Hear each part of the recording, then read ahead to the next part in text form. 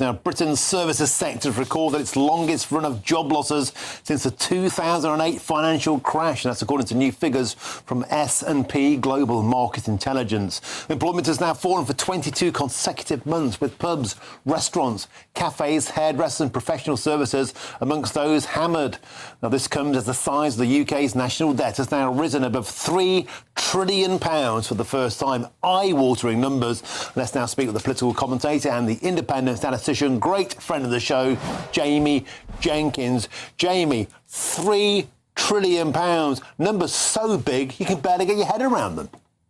Yeah, huge numbers, Martin. And the reason for that isn't just obviously the Labour government. I think we've borrowed 285.6 billion in the Labour government since they've come in. We had the borrowing under COVID. There was a lot of borrowing after the financial crisis in 2008.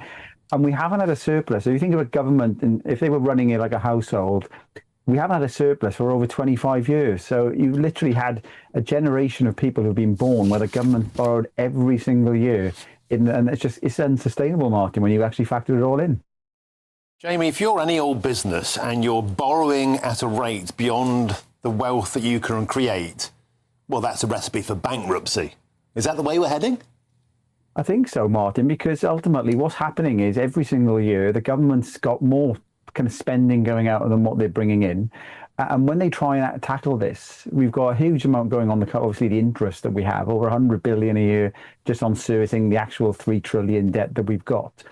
But the government talked tough on trying to get the benefits bill down, but that didn't come to pass because of the backbenchers. We've got around 13 billion a year going on foreign aid, and all the benefits bills and the triple lock, all kind of what you tend to find is everything's going up with inflation. So you've got to basically get spending under control, or the other metric that the government looks at is spending as a percentage of GDP. So if you can get spending, basically, if you can get GDP to grow, you can actually have spending and borrowing as a percentage of GDP coming down as well. But we've got no growth in the country, so that's another big challenge with the government as well. Jamie Jenkins, we just saw pictures there of Andy Burnham enjoying a pint in a pub with John Healey. He's talked about pubs being central to working class Britain. He is, of course, right. The problem is one a day is closing. Jamie, we have to address, do we not, hikes in national insurance, hikes in minimum wage. All of these things have greatly contributed towards extra pressure on pubs and indeed the entire service industry. Surely they need tax breaks. Well, I think a bit of I told you so, because we've been talking about this for many, many months, probably about over a year now, Martin, and it's come to fruition now.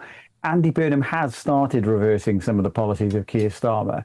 So I think you've got to look at it in the round. So you're right. So the national minimum wage went up. It went up disproportionately higher for younger people. But I think what the government needs to look at is the total cost of employing somebody. So it's not just the minimum wage that goes in there, it's the taxes that go on top. Because having an average hourly rate that is higher, having that on the books when actually you haven't got any hours because they're basically not being employed, it does nothing for people. So that's the first thing. I think they also need to cut tax on entry-level jobs, because remember, we've got this youth jobs crisis in the country, and the jobs that have been showing this decline over 22 months overall, those are a load of those jobs where young people would get some experience. So they've got lots of qualifications coming out of university, school, but they've got no experience, and they can't get that experience because there's fewer of those jobs. So yeah, cutting tax, looking at the full system in terms of basically the full cost of employing somebody. And I've said this to you before on the show, Martin, they've got to reform the education system. You cannot have people coming out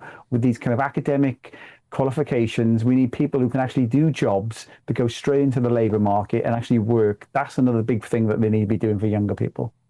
Jamie Jenkins, as ever, a font of knowledge, and I keep saying the same old problems will be in the in tray of the new Prime Minister when he comes back. The same problems that have haunted Sir Keir Starmer, the same problems that haunted Rishi Sunak. We need a different approach, and we can't keep borrowing money. We need to cut spending, and at the same time, the biscuit tin is empty. Jamie Jenkins, always a pleasure and never a chore to have you on the show. Thank you very much. Stats of the Nation is your Substack. Get on it. Jamie Jenkins, superb.